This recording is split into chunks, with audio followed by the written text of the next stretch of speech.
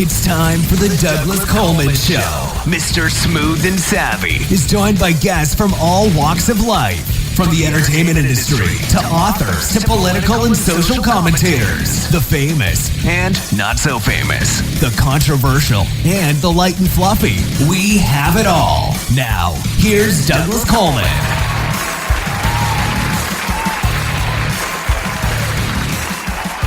Well, hello there. How are you? Welcome to the Douglas Coleman Show. It's me, Douglas Coleman. Nice to have you with us. Thank you for joining us as always. Jason Matthewson is here today. Jason is a returning guest. He was on, a couple of years ago, and we're happy to have him back. Jason is an actor and producer, writer. He's also director of events at the Gold Movie Awards, which is kind of like the Oscars for indie films. He will be up to tell us about several of his new projects. After Jason, we've got Yajur Madan, who was a featured musician in our complete radio promotional package. My apologies to Yajur for not getting this interview out sooner, but we've been just really backed up, and this was the first opportunity we could get his interview in, so better late than never, I hope. And then after him, we've got two songs to play from MusicSubmit.com. The first track is called Ruthless by Peyton, I think it's Gilliland, might be Gilliland, Gilliland, followed by You and Me by Natasha Remy, Remi. Both good tracks, happy to play them. So we've got a full show. We'll be right back with Jason Matthewson. You're listening to Mr. Smooth and Savvy right here on the Douglas Coleman Show. We'll be right back after these commercial messages. The Douglas Coleman Show is now offering a complete radio promotional package for music artists. Your track will air 28 times a week for 1 month over all of our online and terrestrial platforms, as well as permanently archive on Spreaker, iTunes and many other sites.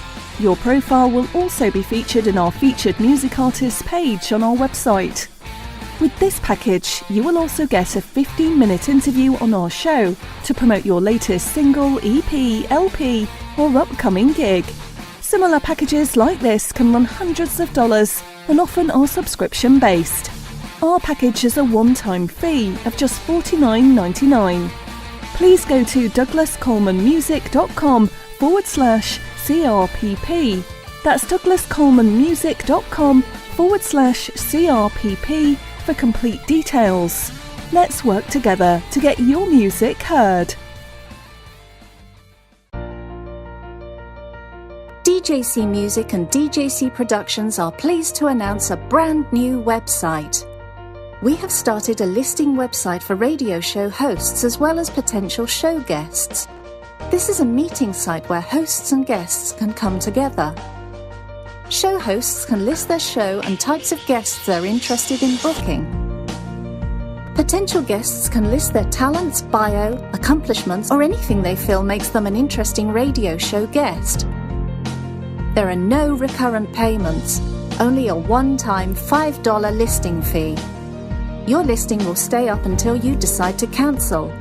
Previous guests of the Douglas Coleman Show are welcome to submit their guest listing free of charge. Go to radiohostsandguests.com. That's radiohostsandguests.com. Tired of living in a culture of lies, fake news, and alternative facts? The Pro-Truth Pledge reverses the tide of lies by calling on politicians, and everyone else, to commit to truth-oriented behaviors. The pledge asks signees to commit to 12 behaviors that research in behavioral science shows lead to truthfulness, such as clarifying one's opinions and the facts, citing one's sources, and celebrating people who update their beliefs toward the truth. Private citizens who sign the pledge get the benefit of contributing to a more truth-oriented society. Public figures get more substantive rewards for signing the pledge in the form of positive media and public recognition. The pledge crowdsources the truth by asking volunteers to evaluate the statements of public figures who sign the pledge. Take the pledge, demand that your elected representatives do so, and encourage your friends to take it at protruthpledge.org. Okay, please welcome back to the Douglas Coleman Show, Jason Matthewson. Hi, Jason. How are you? Hey, Douglas. I'm pretty good, buddy. How are you? Good. I was just looking up. You were on the show. It's almost 2 years. Well, it's actually a bit over 2 years ago that you were on the show. I know, right? Time flies, huh? Yeah. And I haven't a clue what we talked about the last time because I haven't listened to the interview, but... I listened to a little bit of it actually a couple of weeks back, and we actually spoke for quite a while. It was almost 2 hours. We went over, I think, pretty much everything since since my inception up until about 2 years ago, I think. So yeah, we went through quite a bit of stuff and all my previous films and different things. But since I last spoke with you, there's been a number of developments. So I mean, we've just launched a new company. Well, I say new company, it's been going for quite a while, but I've joined it now in the last 2 or 3 years, I think. We just opened an office in London and also an office in Los Angeles.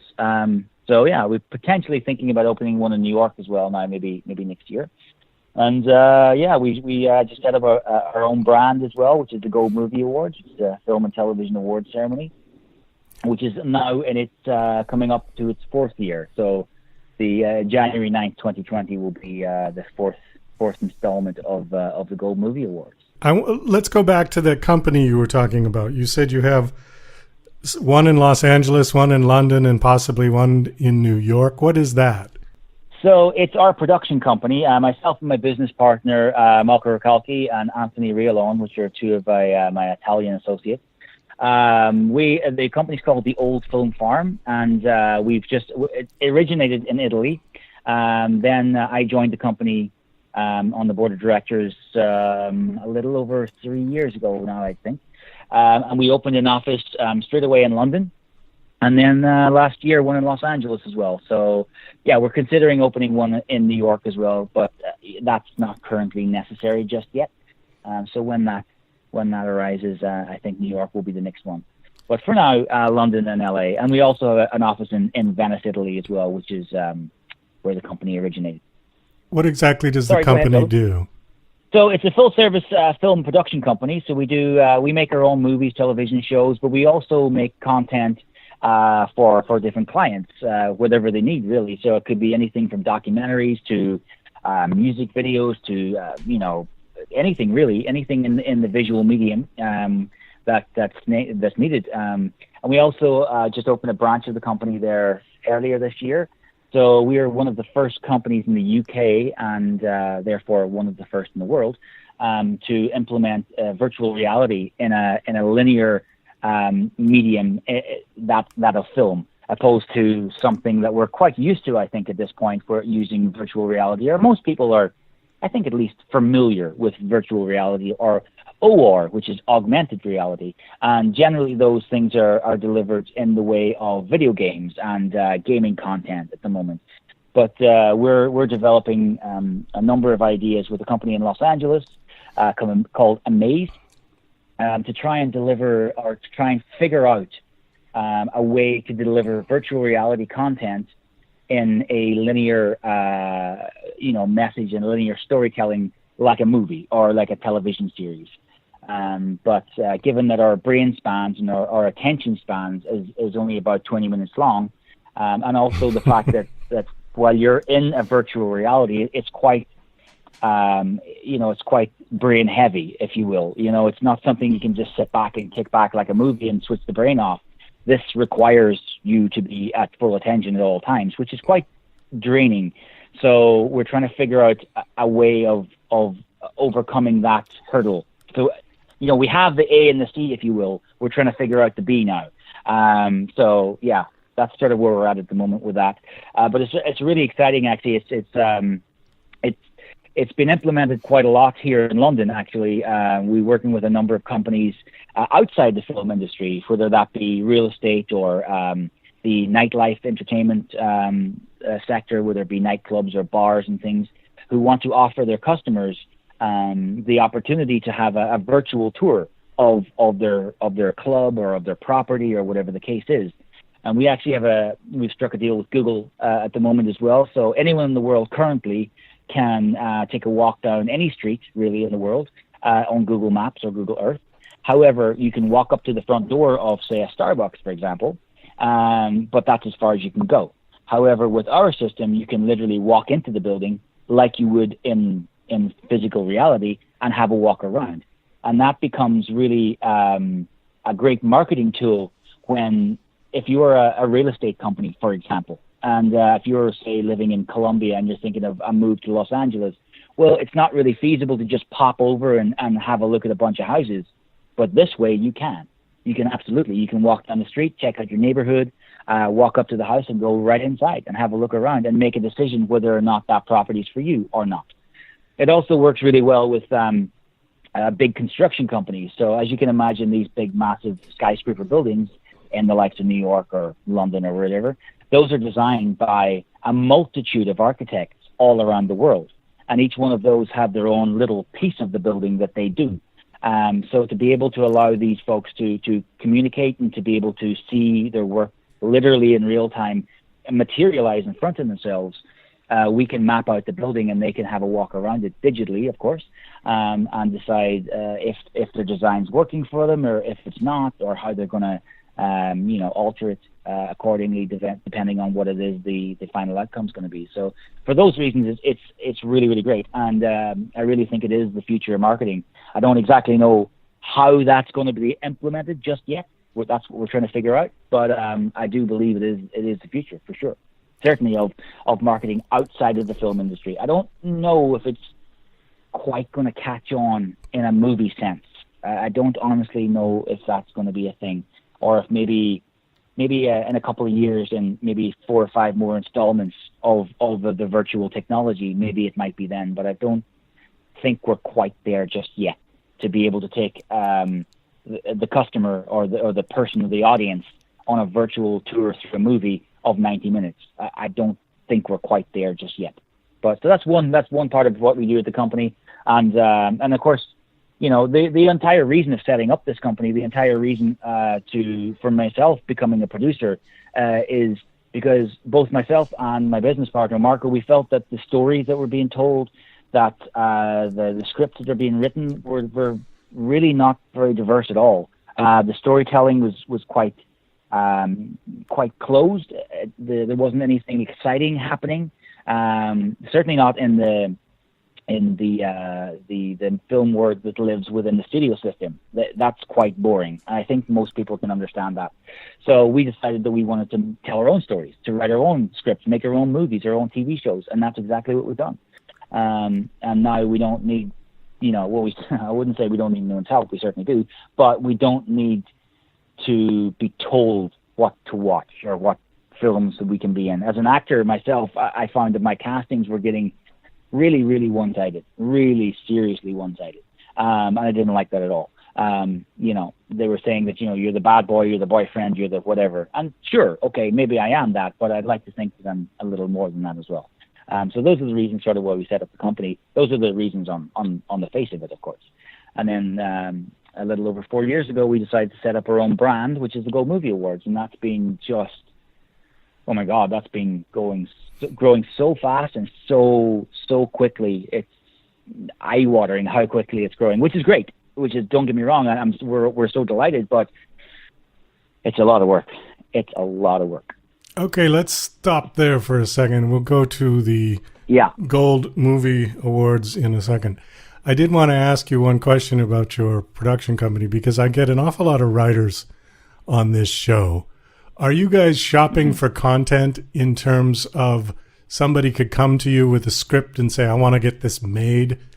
And if somebody Absolutely. liked it, but I mean, you can arrange the financing to make the film? Absolutely. That's actually something something we're going to be putting out in the next month or so. So to answer your question quite simply, yes, is the answer. And we do. We get probably at this point, I would think maybe 3 to 5 scripts per week for different things of all levels and genres and capacities.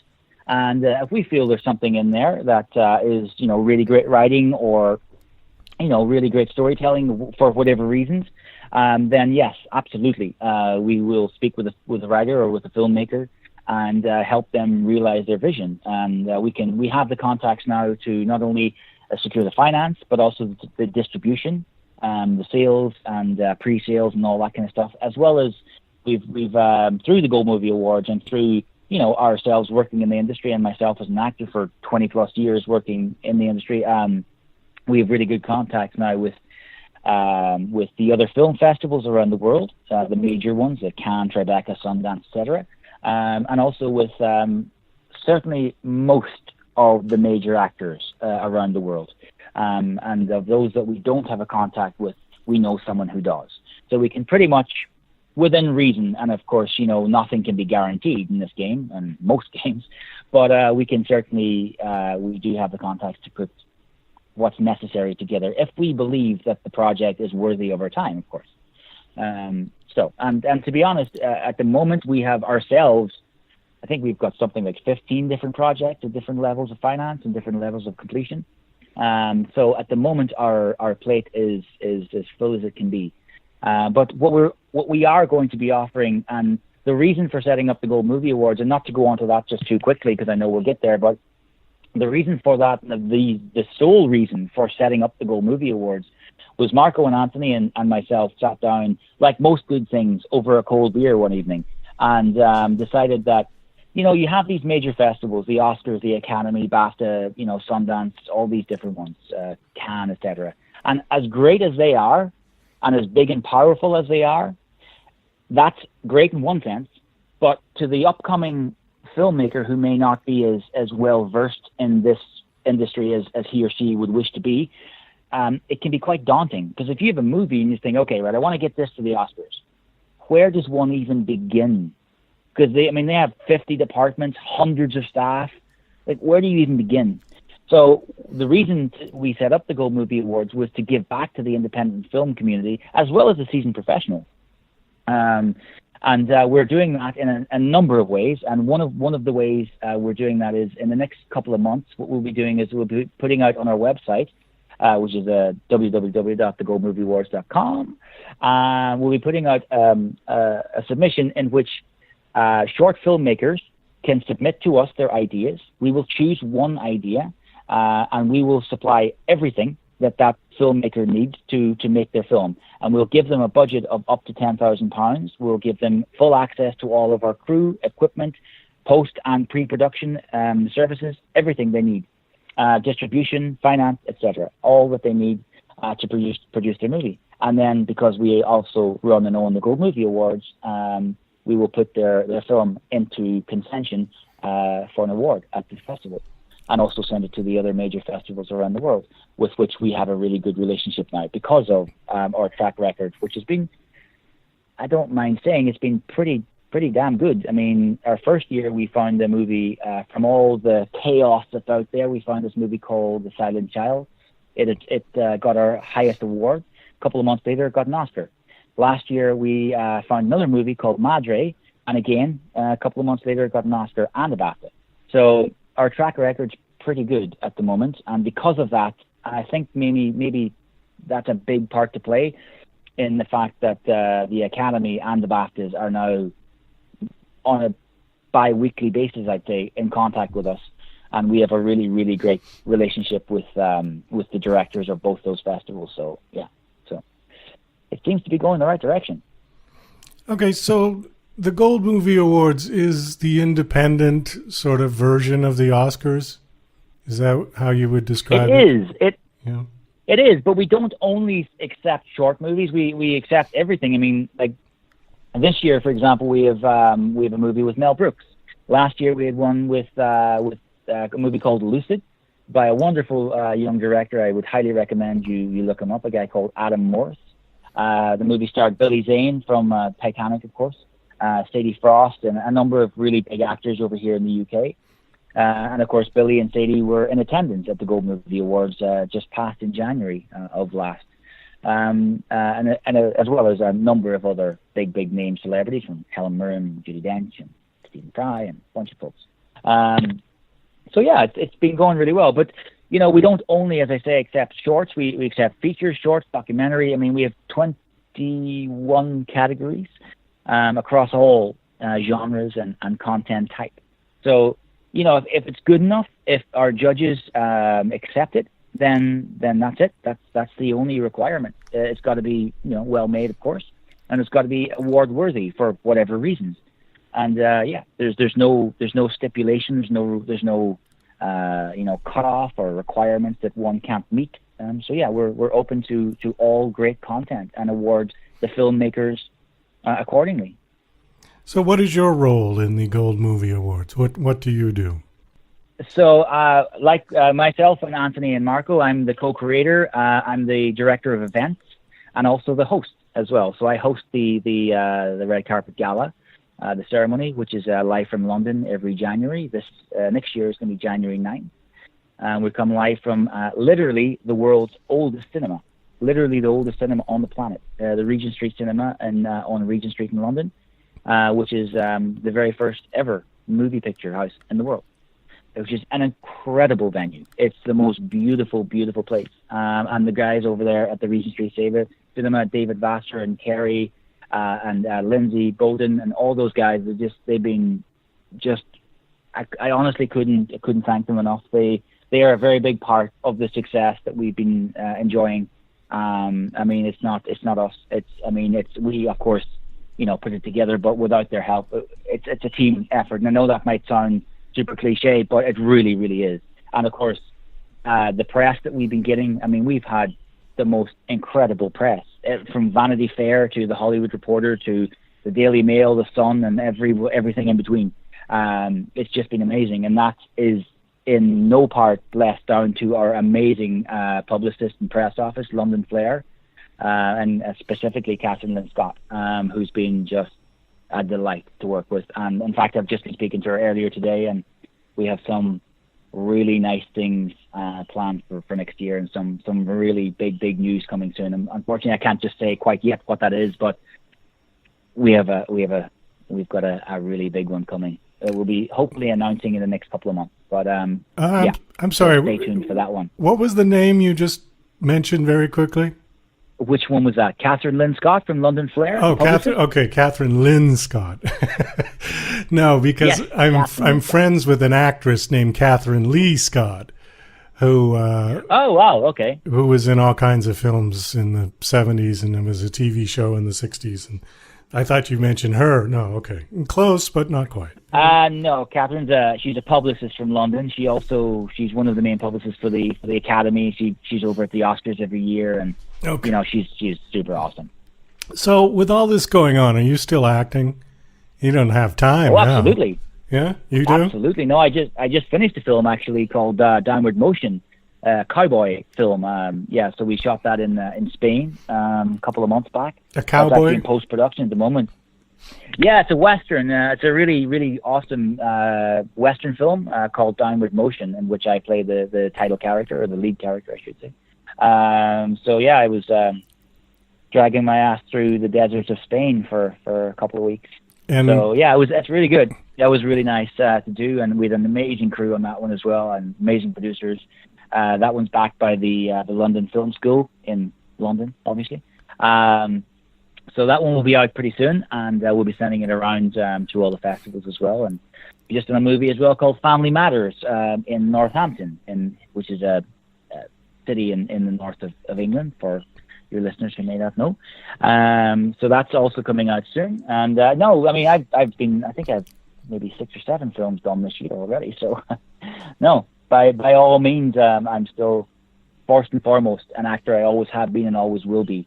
These other things, as important as they are to me, is by, they certainly take a second place to my acting, and always will. Okay, so let's just back up a second. You're making a Western film with an Irish actor in the Spanish desert that's supposed to be in America? No. It's set in Utah. I play an American in the movie, and it's a place called the Bordana Reales. It's about 6 hours north of Barcelona. It's the same place the Coen brothers shot No Country for Old Men, They also shot the. I don't know if you guys watched or if you watched Game of Thrones, but in the earlier seasons, when the Queen of Dragons, or whatever her character's name is, before she was across the Narrow Sea, when she was over with the Mediterranean-looking chaps, that's where they shot all that as well. So they shot quite a number of. Terry Gilliam actually while we were there shooting. Terry Gilliam and Johnny Depp were on the other side of the hill shooting something else. I don't know what they were doing, but yeah, it's a big desert. It's awesome. In fact, it's such a beautiful place, and our movie is meant to be set in Utah, so it's that kind of landscape. So, and I play American in the picture. So Utah in the 1800s. Yeah, a little earlier actually, 1600s, so 1680s sort of time. So that's where we're at with the film. Oh, that's it's beautifully shot. Felipe, our DOP, done just the most awesome job on that. So it's going to look amazing. I'm very excited for folks to see it. It's going to look awesome. It looks pretty great. So that'll be out probably in the next. I should say it'll be ready in the next month or so. And then it'll be going to festival then. So I'm heading over to Cannes actually now in a couple of weeks. So we'll be bringing that and presenting that at Cannes with a number of other projects as well. So yeah, that's I think that was the last acting job I did. I've been producing and packaging our other projects and series since then. So yeah, it's been all go, Douglas, all go, buddy. Well, we've been very busy at this show here as well. Unfortunately, we can't do 1 hour segments of interview like I used to like to do because I've got to do 2 segments per show now. We're trying to work up to 2 shows per week, but we're not getting the financing that we need to do that because I'd have to hire somebody else to help with the workload and things, and we're just not quite getting there yet. So what we've done is split the show now and doing 30-minute segments, or about 25 minutes actually, of interviews, instead of one long interview. I prefer the long interviews, but just can't make it right now. Too many people coming in. So we have time for one more topic or something to talk about. You want to talk about Brexit? Why not? Let's do it.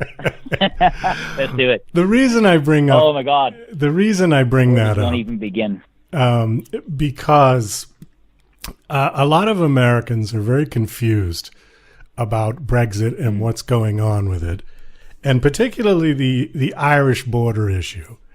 And I found it was tremendous. Since you were born in Ireland, you probably have much more knowledge about this than most Americans.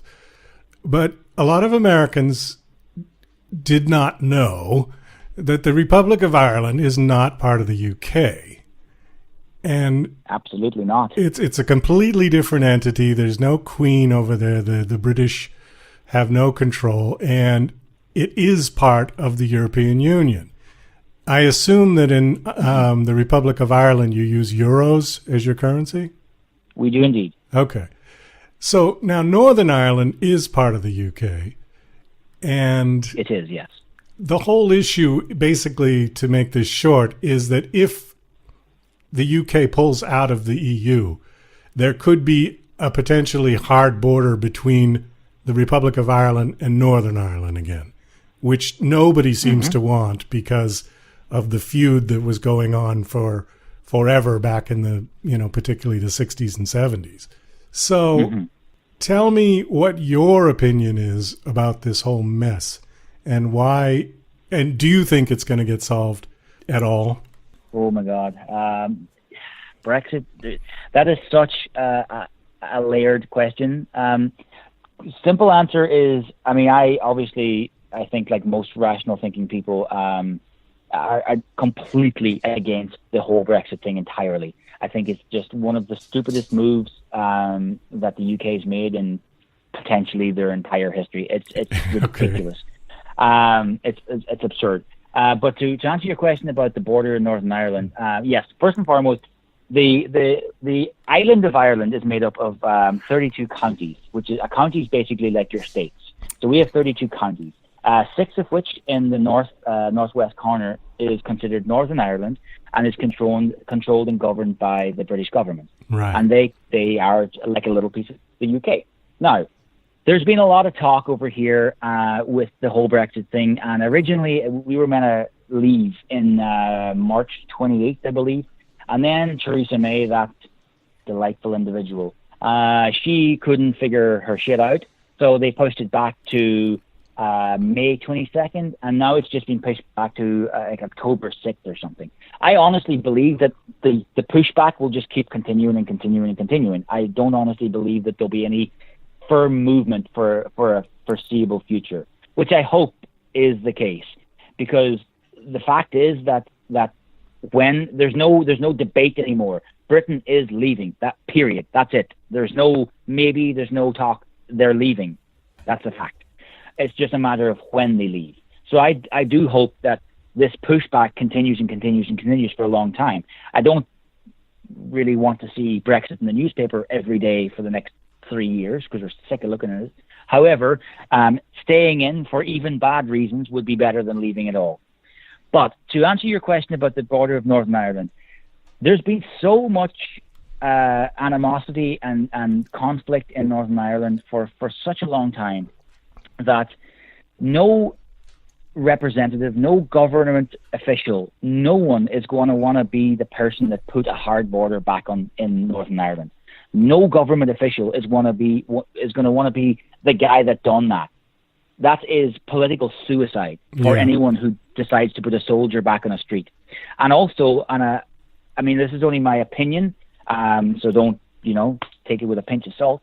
But I do believe, unfortunately, if that was to become the case, that the good folks at the IRA might have something to say about it, and they might tool up again, and we might be back to our old ways, which is a horrible thought. Yeah. Now, however, with the very, very strong history that Ireland and the UK have had, I do believe that there is something in place in which Irish citizens will have freedom of travel between Northern Ireland and the UK because of our history.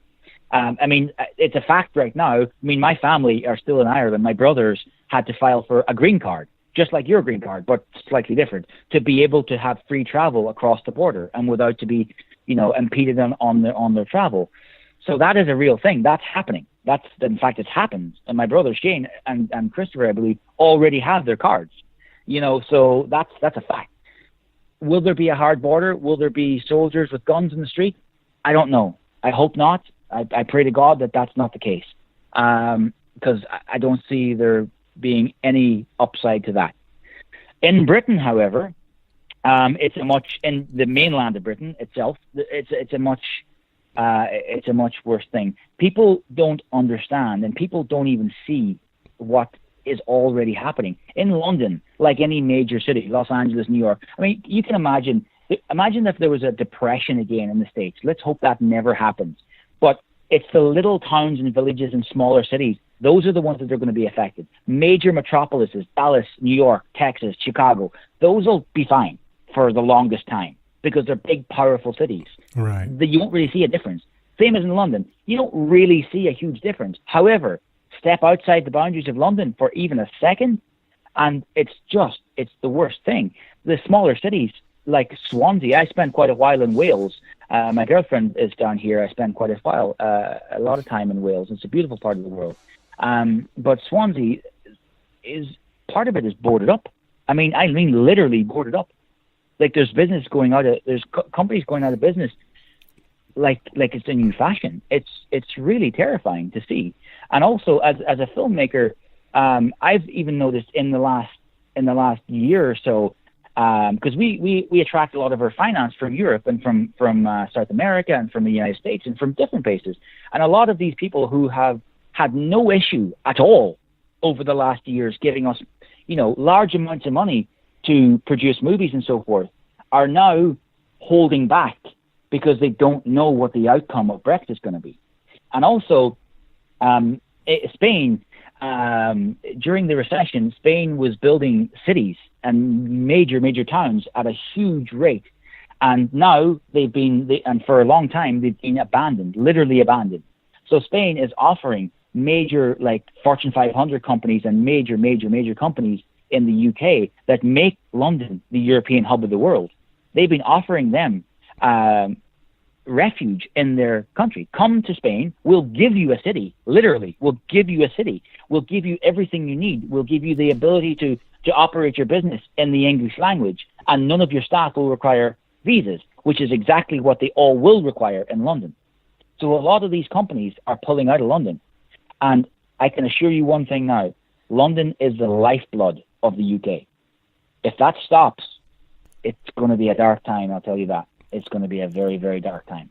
And people, I honestly believe that if another referendum was to be offered, that even the folks who voted to leave have now seen the error of their ways. And I think a lot of it, like a lot of times with governments and politicians, they confuse the consensus. They confuse the citizens by throwing out all these big legal jargon or political jargon that no one understands, and they give them all these bullet points that most people can agree with. So they're going, oh yeah, that's great. More jobs for Americans. Everyone can agree with that, I'm sure. But they don't understand the subcategories that go under it and how these jobs are proposed to be, implemented. You might have 50 jobs, but to get those 50, you have to sacrifice 3 companies that have been sustaining that small town for 30 years. So, yeah, I think that if given a second referendum, people would make a different choice. However, I understand why the government can't offer that, because, if they say, hey, let's have another referendum, basically keep asking the question until we get the answer we want. Well, that's not democracy. No, that would just destroy democracy, or whatever semblance of democracy or impression of it that we have. That would destroy it for years. Yeah, you can't. And when it comes to, you can't keep doing the referendums and electing public officials. Well, then where does the next, the repeat referendums, where does that stop? Right. So democracy in this country would be torn to shreds for 50 years. So I understand why they can't do that. So it's a really difficult time here at the moment, and I think the world doesn't quite understand just exactly how detrimental this decision has already impacted this country already. And people are saying that after this the hard out happens, whenever it happens, because it is inevitable. I don't honestly think I want to be here to see that. But where does one go? Do I go back to Ireland? No, not really. I mean, there's a reason I left. Do I go to the States? Maybe. But then you guys have plenty of problems of your own as well. There's no easy answer, I don't think, anymore. There's no safe place, if you will, left. Where does one go? What about Sweden? I don't know the answer to that question. What's that? Sweden. Yes, for a lot of reasons, yes, but I don't see me making very many movies in Sweden. Nah, it's too cold there. You can't film outside except for 3 months in the year. Dude, I grew up in California. I left Ireland because I couldn't hack this weather. And Sweden, snow to my eyeballs, no thanks. I'd love to go and check it out as a tourist, have a vacation, sure, but live there? Maybe not. Plus maybe it's not. Dark for about 2 or 3 months in the winter, just completely dark. I know, right? Yeah, sun never comes up. Jason, we got to wrap this. It was great talking to you again. Thank you very much. You too. Best of luck with all of your companies and projects and films. And absolutely, it's a pleasure as always to talk to you. And just to one little plug in here before we go. If your listeners want to check us out on social media, Instagram, etc., you can get us on at Gold Movie Awards or goldmovieawards.com. Super, and thank you very much. You're very, very welcome. Thank you so much for having me again, and it was a pleasure talking to you. You have a great day. You're listening to Mr. Smooth and Savvy right here on the Douglas Coleman Show. We'll be right back after these commercial messages. Hi there, this is Stuart Epps, record producer. This is my story about Elton John, working with him in those early years, going back to 1967 at Dick James, all the amazing tours, those first recordings, going through to Rocket Records, and it's an amazing story about his incredible rise to stardom and my part in that. So look forward to taking you on that journey. So here we go. Yeah, and to order this great audio CD, please just email me at stuartepps@talk21.com. That's Stuart, Stuart, Epps, EPPS, at talk, TALK, 21 in figures.com. Stuart Epps at talk21.com. Email me and I'll give you all the details for buying this brilliant audio disc. Thank you, bye. And now... Hey, Rocky, watch me pull a rabbit out of my hat. Again? Nothing up my sleeve. Presto! No doubt about it. I gotta get another hat. Now here's something we hope you'll really like. Okay, please welcome to the Douglas Coleman Show, Yajur Madan. Hi, Yajur. How are you? I'm good. How are you? Doing very well, thank you. You have been on our complete radio promotional playlist for the last couple of shows, and we got a couple more to go. Thank you very much for signing up. We appreciate that. And thank you so much. Yeah. So this is your interview segment for the show, and happy to talk to you. Should tell people that you are in Singapore, which is you're absolutely the first person that I've had on the show from Singapore, so that's cool. Have you lived there your whole life, or why are you in Singapore? So I'm finishing high school in Singapore, so I've been here for a year and a half. I graduate next year, and then, I move again. So, I essentially came here to finish high school. You came there to finish high school, okay. Well, where did you come from before that? So I was born in Delhi, India, and I was there for all my life, and then I ended up moving to Singapore in August 2017. Oh, okay. Are you there with your family, or are you there alone? No, I live in the school I study in, so it's like a boarding house. So my family lives back in India, so I'm like away from them. Oh, I see. Okay, it's a boarding school. I got you. All right. We've been playing your song "Cold Brew Coffee." It's a really nice song. I like it. Has a kind of American country flavor about it. Yeah. Yeah. Thank you so much. A little bit. Tell us about the song. Tell us how you wrote that and what's it all about, other than coffee. So the whole idea of Cold Brew Coffee is I wanted to write a song about relationships which have conflict in them. But because the song is happy, it's sort of a positive spin on the idea of how even though relationships have issues, if you look at the other person involved in like a positive way and everything you went through in a positive way, things can eventually work out at the end. Okay. Well, like I said, it's a really nice song, and we're happy to play it. So tell us a little about how you got started with music. On your bio, it says that you've been playing since you were a little kid, 4 years old, something, and you play several different instruments. So first of all, tell us what instruments you play, and then tell us how you got interested in music and your sort of progression, what you listened to and what you tried to play, all that stuff.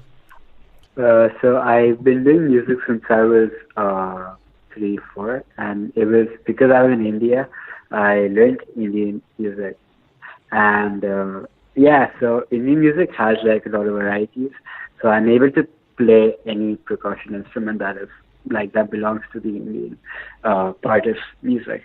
And then about 3, 4 years ago, I sort of got into the whole idea of songwriting, and I wanted to learn sort of how to write songs. But then, because I'm in India, songwriting is not really a focus, I sort of had to figure it out.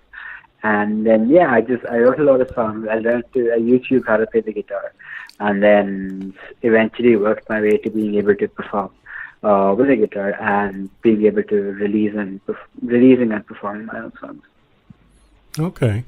Well, I'm a big Beatles fan, and as you might know, the Beatles, George Harrison particularly, was really into Indian music back in the 1960s, and he incorporated a lot of Indian instruments into the Beatles songs. one of my favorites is I think it's called a Swarmandala.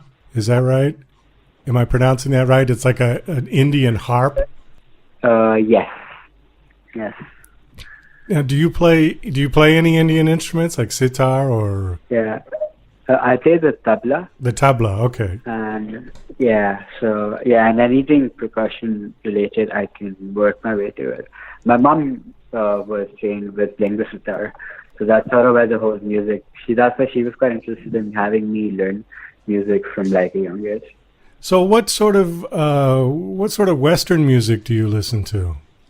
I listen to a lot of singer-songwriter, acoustic-y stuff, because that's sort of the music I end up wanting to write. So I sort of started listening to Ed Sheeran in like his early years, and that's how I got into songwriting. I listen to Hosier these days, and I'm quite intrigued by the way he writes. So I love reading what other artists write about, and then I try to do that and use what they did in like my stuff.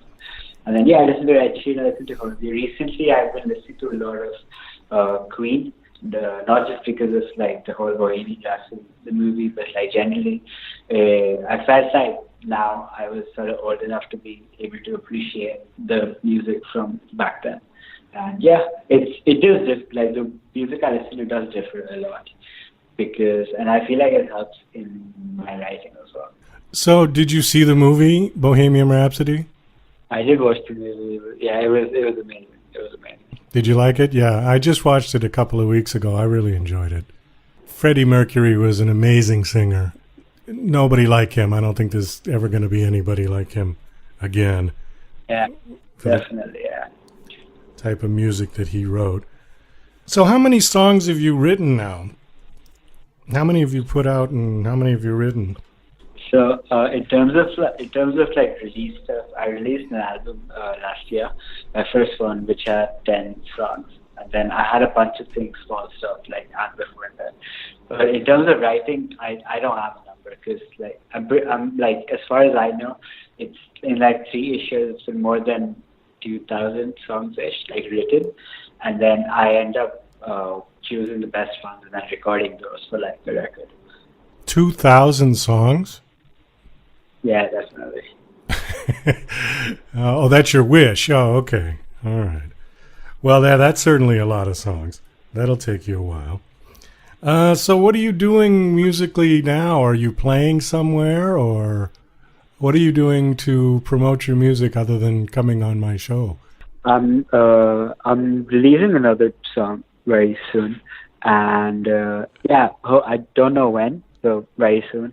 And I'm playing a few dates in the UK in August, and somewhere around that time, hopefully the album will come out as well, the second one. And that's sort of the plan. I'm sort of working towards finishing the album at this stage.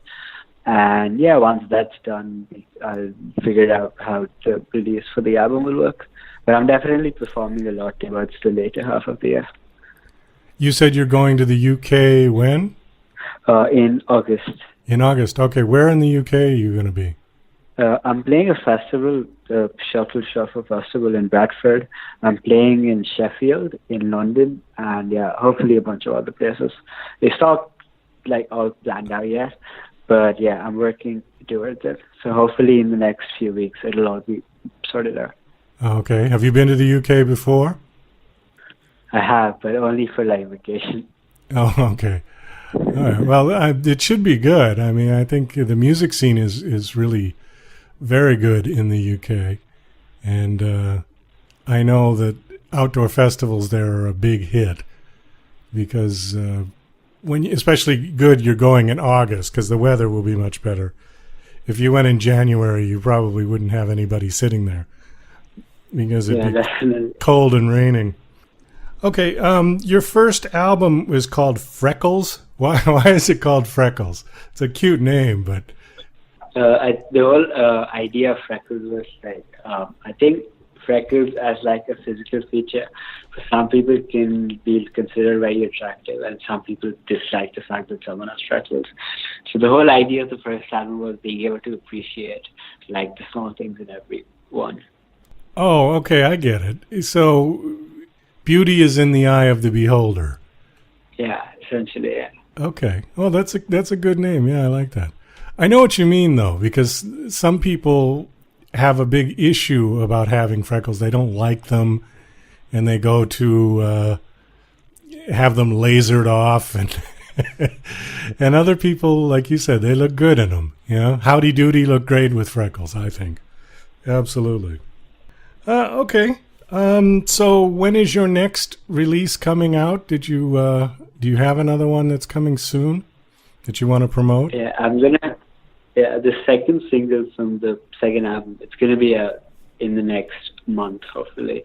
Sooner than in a month, definitely. Yeah, I don't know when, but yeah, very soon. Okay, does it have a title?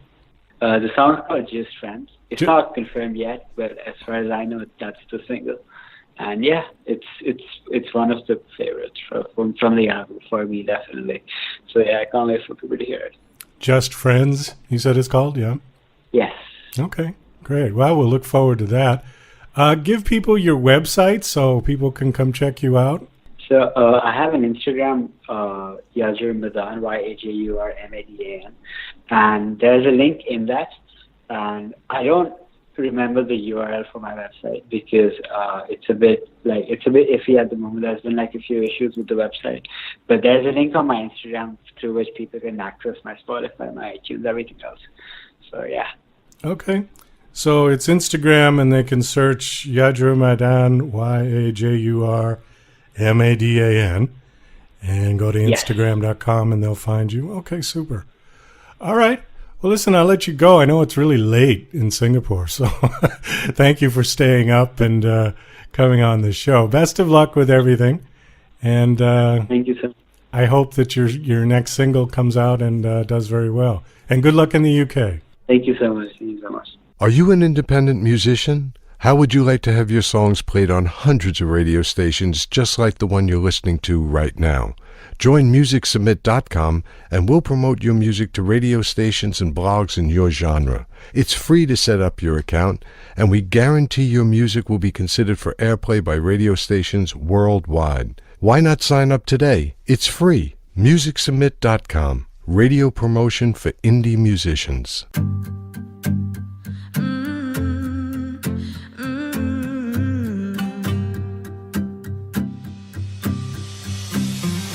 What if I was ruthless? What would you do? Would you run away? Would you hide your face and try to find somebody new? You know, if I was ruthless, I know what I'd do. I'd play your jealousy and your love for me, and then I'd break your heart in two. Ruthless, yes I am, and I'll prove I don't give a damn, and it's useless. Ain't nothing you can do. The chain fell, yes it is. How quickly I'll forget all the good things. I can't be so ruthless just like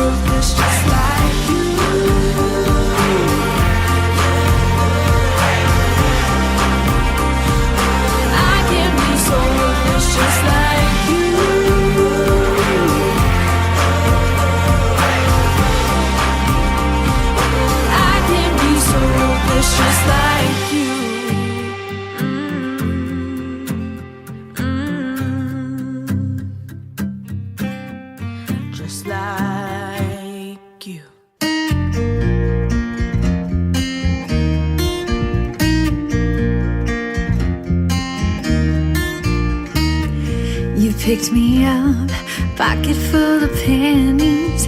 You said, come on, let's take a walk. I made a wish and we explored the city. All I wanted was to never stop. It's just you and me, up and down this coast, sleeping on our bus, living show to show. It's just you and me, still the last to know. It's just you and me, baby, just letting go.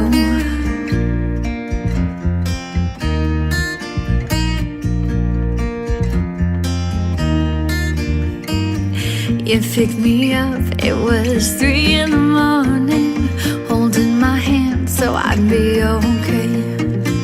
I ran away, you were right there behind me, and all the tears just faded away. It's just you and me, up and down this coast, sleeping on our bus, living show to show. It's just you and me, still the last to know. It's just you and me, baby, just letting go.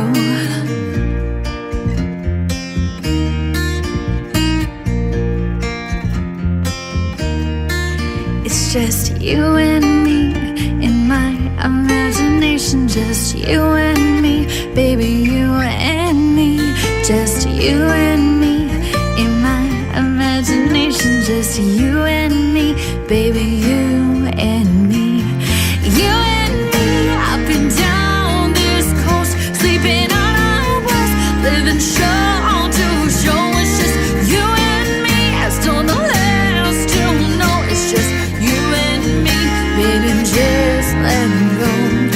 You and me, up and down this coast, sleeping on our bus, living show to show. It's just you and me, still the last to know. It's just you and me, baby, just let me go. You and me and 1,000 other people. Just you and me, up and down this coast. Just you and me, still the last to know. It's just you and me, baby, you and me.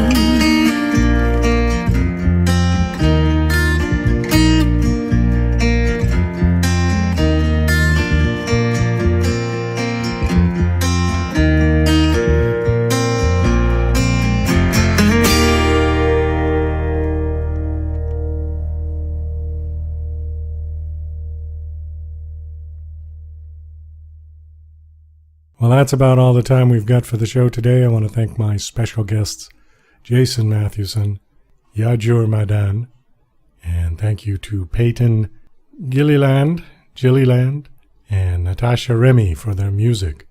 This is Douglas Coleman saying, I'll see you when I see you. To the